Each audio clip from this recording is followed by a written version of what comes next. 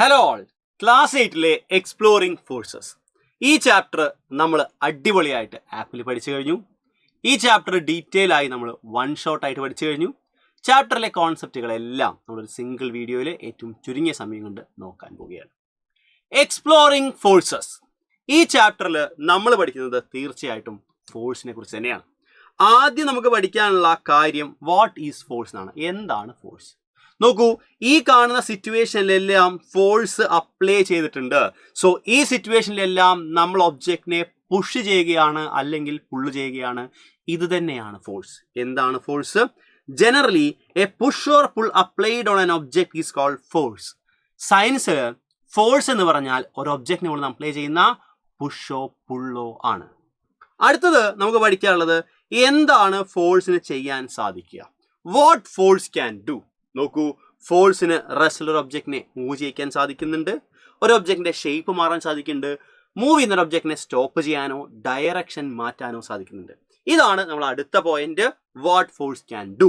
First point കൃത്യമായിട്ട് മനസ്സിലാക്കി വെക്കുക. Make an object move from rest. റെസ്റ്റിലൊരു ഒബ്ജക്റ്റിനെ മൂവ് ചെയ്യിക്കാൻ ഫോഴ്സ് കൊടുത്താൽ സാധിക്കുന്നുണ്ട്.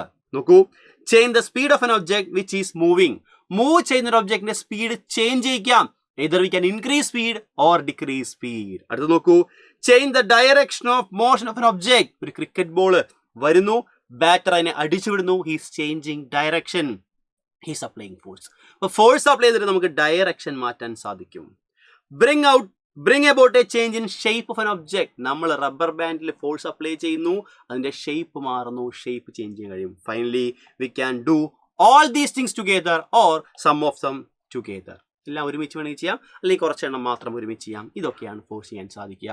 കൃത്യമായിട്ട് ഓർത്ത് വയ്ക്കുക. Force can change motion of an object, force can change shape of an object. Clear അല്ലേ? That's it. സോ നമ്മൾ മുന്നോട്ട് പോകുമ്പോൾ എങ്ങനെയാണ് ഫോഴ്സ് ഉണ്ടാകുന്നത് എന്ന കാര്യം മനസ്സിലാക്കി വെക്കണം.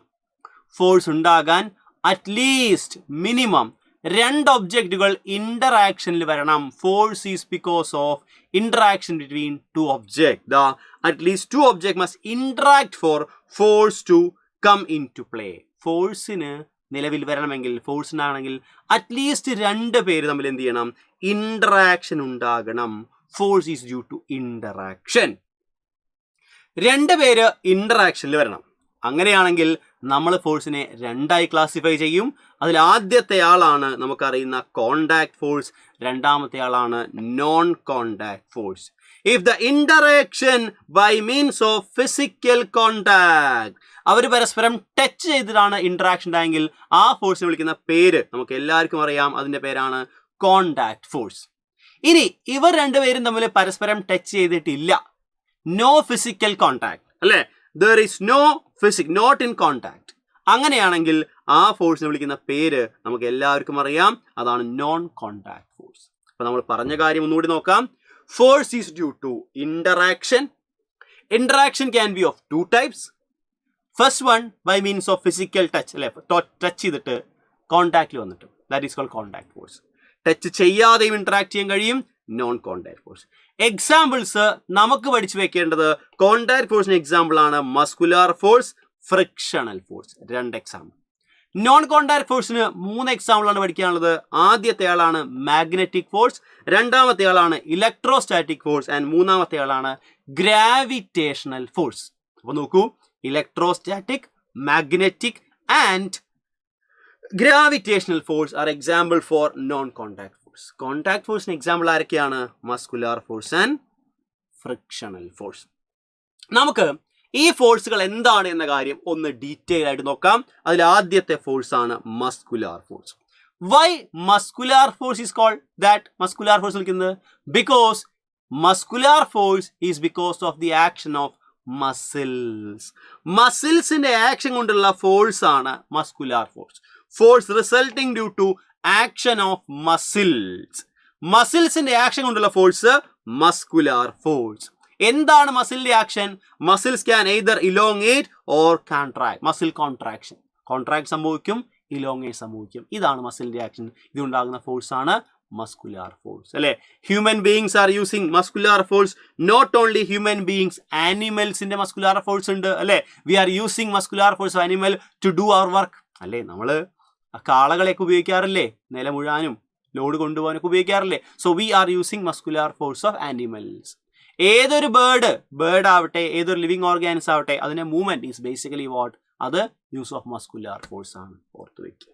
നമ്മുടെ ബോഡിയുടെ അകത്ത് ഇന്റേണൽ ഓർഗൻസിലും മസ്കുലാർ ഫോഴ്സ് ഉണ്ട്. ആക്ഷൻ ഓഫ് ഹാർട്ട് മസിൽസ് അല്ലെ, internally it's example for muscular force.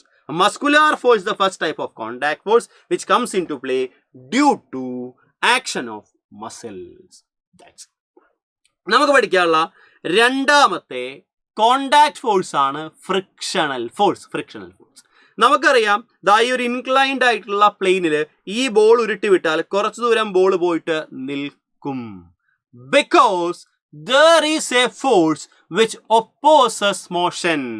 ഫോഴ്സിനെ ഒപ്പോസ് ചെയ്യുന്ന മോഷനെ ഒപ്പോസ് ചെയ്യുന്ന ഒരു ഫോഴ്സ് ഉണ്ട്, അയാളാണ് friction. A contact force that opposes motion between two surfaces. രണ്ട് സർഫസ് തമ്മിലുള്ള മോഷനെ ഒപ്പോസ് ചെയ്യുന്ന ഫോഴ്സ് ആണ് ഫ്രിക്ഷണൽ ഫോഴ്സ്. എങ്ങനെയാണ് ഫ്രിക്ഷണൽ ഫോഴ്സ് ഉണ്ടാകുന്നത്? സർഫസിലെ ഇറഗുലാരിറ്റീസ്, സർഫസിൽ മൈക്രോസ്കോപ്പിക് ലെവൽ നോക്കുമ്പോൾ you can see some irregularities like this. വളരെ സ്മൂത്ത് ആയ സർഫസ് ആണെങ്കിലും നമ്മൾ വളരെ മൈക്രോസ്കോപ്പിക് നോക്കിയാൽ you can see irregularities. When these objects are moving, എന്ത് സംഭവിക്കും? ഈ ഇറഗുലാരിറ്റി പരസ്പരം ഇന്റർലോക്ക് ആവും, പരസ്പരം മൂവ് ചെയ്യുമ്പോൾ ലോക്ക് ആയി പോകും. അതുകൊണ്ടാണ് ഫ്രിക്ഷൻ ഉണ്ടാകുന്നത്. നമുക്കറിയാം, സർഫസ് റഫ് ആയാൽ അവിടെ കൂടുതൽ ഇറഗുലാരിറ്റീസ് ഉണ്ടായിരിക്കും. റഫ് സർഫസിൽ കൂടുതൽ ഫ്രിക്ഷൻ ഉണ്ടാവും. എന്നാൽ സ്മൂത്ത് സർഫസ് ആണെങ്കിൽ ലെസ് ഇറഗുലാരിറ്റീസേ ഉണ്ടാവുള്ളൂ. അവിടെ ഫ്രിക്ഷൻ വളരെ കുറവായിരിക്കും. ആൻഡ് ഫൈനലി, ഫ്രിക്ഷൻ സോളിഡ്സിൽ മാത്രമല്ല ഗ്യാസിലും ലിക്വിഡിലുമുണ്ട്. ആ കാര്യം കൂടി ഒന്ന് ഓർത്ത് വെക്കണം. ഇത്രയുമാണ് friction. Friction is a force which opposes relative motion between surfaces in contact. Contact ഉള്ള സർഫസിന്റെ റിലേറ്റീവ് മോഷനെ ഒപ്പോസ് ചെയ്യുന്ന ഫോഴ്സ് ആണ് ഏത്? Friction. That is the second contact force. അപ്പോൾ നമ്മൾ രണ്ട് കോണ്ടാക്ട് ഫോഴ്സ് പഠിച്ചു, മസ്കുലാർ ഫോഴ്സും ഫ്രിക്ഷണൽ ഫോഴ്സും. നമ്മൾ നേരെ പോകുന്നു നോൺ കോണ്ടാക്ട് ഫോഴ്സിലേക്ക്. അതിൽ ആദ്യത്തെ ആളാണ് മാഗ്നറ്റിക് ഫോഴ്സ്. മാഗ്നറ്റിക് ഫോഴ്സ് എന്താണ്? മാഗ്നറ്റിക് ഫോഴ്സ് മാഗ്നറ്റുകൾ തമ്മിലുള്ള ഫോഴ്സ് ആണ് മാഗ്നറ്റിക് ഫോഴ്സ്. നമുക്കറിയാം, മാഗ്നറ്റ് ഒന്നുകിൽ അട്രാക്ട് ചെയ്യും അല്ലെങ്കിൽ റിപ്പൽ ചെയ്യും, അല്ലേ? അതിന് റെസ്പോൺസിബിൾ ആയിട്ടുള്ള ഫോഴ്സിനെ വിളിക്കുന്ന പേരാണ് മാഗ്നറ്റിക് ഫോഴ്സ്. എന്നാൽ മാഗ്നറ്റുകൾ തമ്മിൽ മാത്രമാണോ മാഗ്നറ്റിക് ഫോഴ്സ് ഉള്ളത്? Definitely no. ആരൊക്കെ തമ്മിലുണ്ട്? ഒരു മാഗ്നറ്റും മാഗ്നറ്റിക് സബ്സ്റ്റൻസും തമ്മിലുണ്ട്, അല്ലേ? അയൺ പോലെയുള്ള മാഗ്നറ്റിക് സബ്സ്റ്റൻസിനെ മാഗ്നറ്റിനെ അട്രാക്ട് ചെയ്യാൻ സാധിക്കുന്നുണ്ട്. So magnetic force is the force exerted by magnet on another magnet or a magnetic material.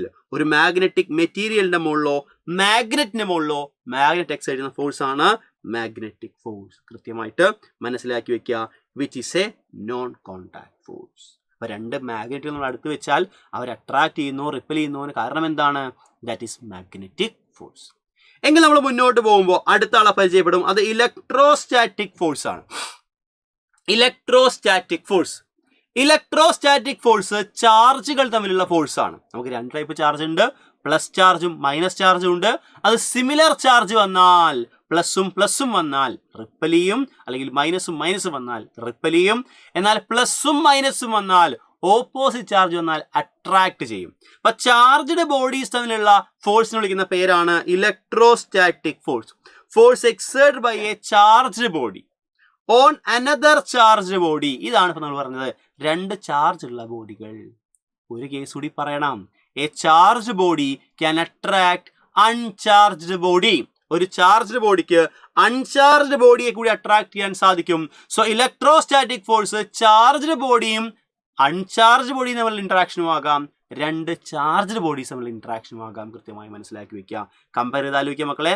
Magnetic force മാഗ്നറ്റും തമ്മിൽ, മാഗ്നറ്റും മാഗ്നറ്റിക് മെറ്റീരിയലും തമ്മിൽ ഉണ്ടാകാം. ഇലക്ട്രോസ്റ്റാറ്റിക് ഫോഴ്സ് ചാർജും തമ്മിൽ, ചാർജ്ഡ് ബോഡിയും അൺചാർജ്ഡ് ബോഡിയും തമ്മിൽ ഉണ്ടാകാം. അതാണ് ഇലക്ട്രോസ്റ്റാറ്റിക് പ്രത്യേകത. ഇതും എന്താണ്? ഒരു നോൺ കോണ്ടാക്ട് ഫോഴ്സ് ആണ്. അതിന്റെ എക്സ്പെരിമെന്റ് ഒക്കെ നമ്മൾ കണ്ടു. രണ്ട് ബലൂണുകളിൽ നമ്മളൊരു സിൽക്ക് വെച്ച് റബ്ബ് ചെയ്തു. ദേ ഗെറ്റ് ഈക്വലി ചാർജ്, അല്ലെങ്കിൽ സിമിലർ ടൈപ്പ് ഓഫ് ചാർജ് കിട്ടി. സോ റിപ്പൽ ചെയ്യാൻ തുടങ്ങി. സിമിലർ ചാർജ് വന്നു, റിപ്പൽ ചെയ്യൂ. രണ്ട് ബോഡിയിലും ചാർജ് ഉണ്ട്. എന്നാൽ ഇവിടെ എന്താ കേസ്? നമ്മൾ ഈ കോമ്പ് ഡ്രൈ ഹെയറിൽ നന്നായിട്ട് റബ്ബ് ചെയ്തു. ദാറ്റ് കോംബ് ഗെറ്റ് ചാർജ്ഡ്, അല്ലെ?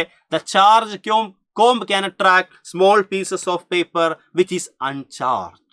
So A charge body can attract uncharged body എന്ന കാര്യവും മനസ്സിലാക്കി വെക്കണം. സോ 4 പേരെ നമ്മൾ കംപ്ലീറ്റ് ആക്കി.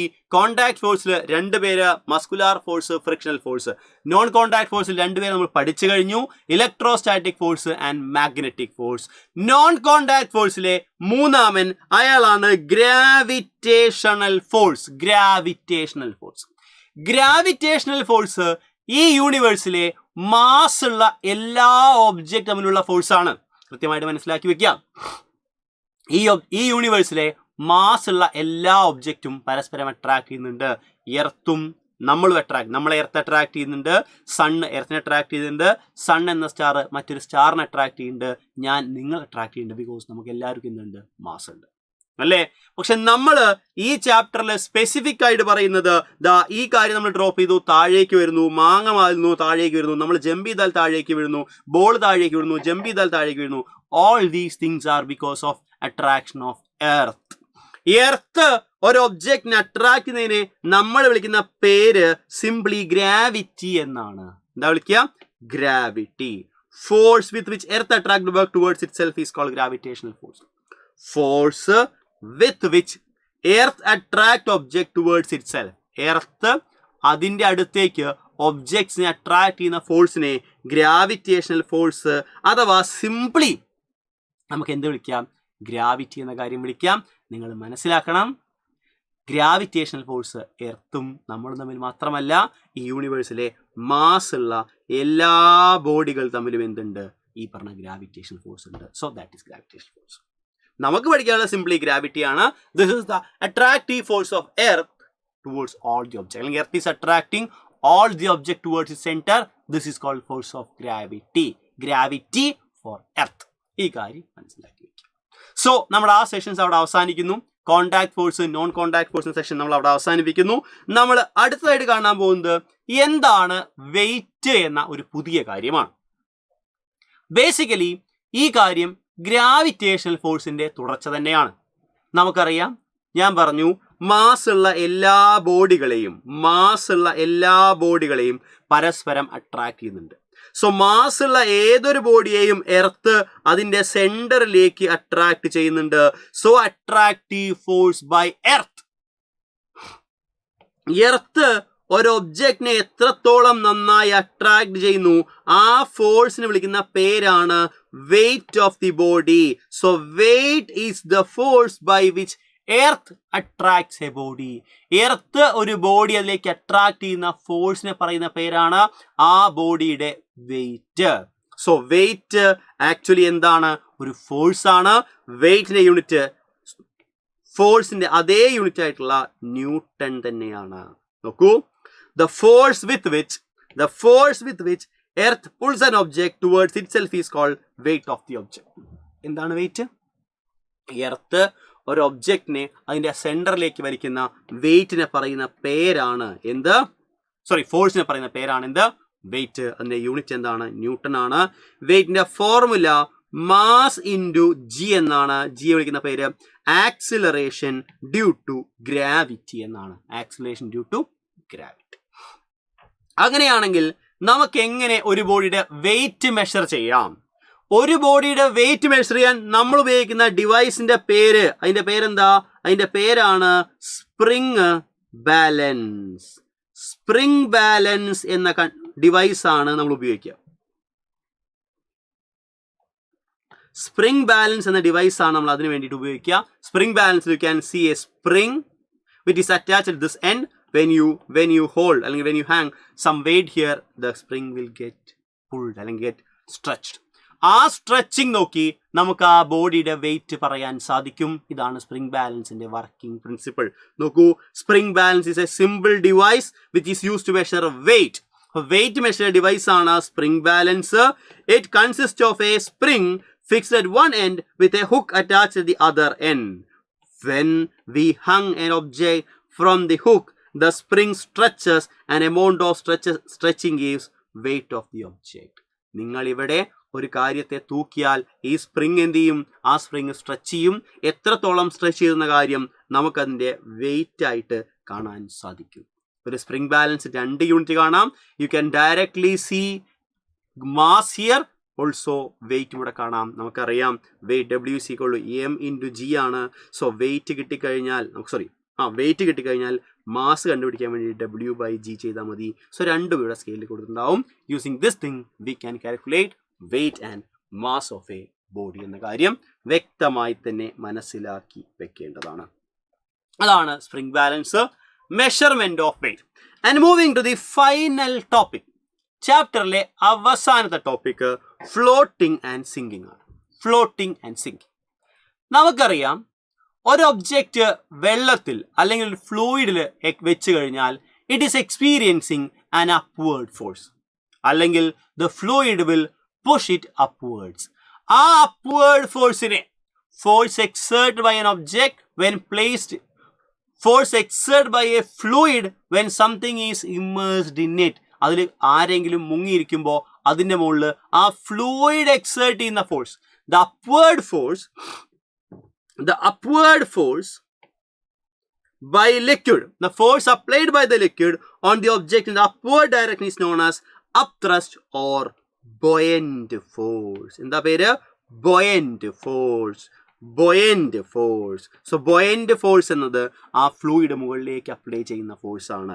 സോ ബോയന്റ് ഫോഴ്സ് എന്ന കാര്യം നമുക്ക് അറിയുമെങ്കിൽ നമുക്ക് വളരെ സിമ്പിൾ ആയിട്ട് എങ്ങനെയാണ് ചില ഒബ്ജക്റ്റുകൾ വെള്ളത്തിന്റെ മുകളിൽ നിൽക്കുന്നത്, അവൾ ഫ്ലോട്ട് ചെയ്ത് നിൽക്കുന്നത്, എങ്ങനെയാണ് ചില ഒബ്ജക്റ്റ് താണു പോകുന്ന കാര്യം നമുക്ക് കൃത്യമായിട്ട് പറയാൻ സാധിക്കും.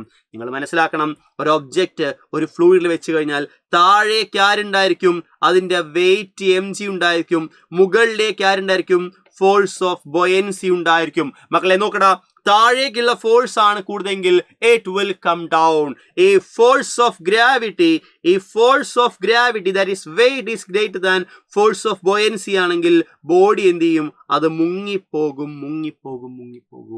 ഈ force of gravity equal to force of buoyancy ആണെങ്കിൽ ആ ബോഡി ഫ്ലോട്ട് ചെയ്യും.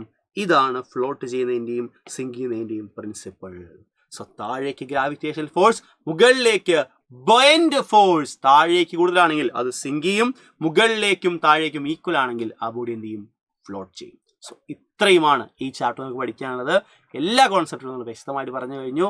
All the very best guys. നമുക്ക് വീണ്ടും കാണാം.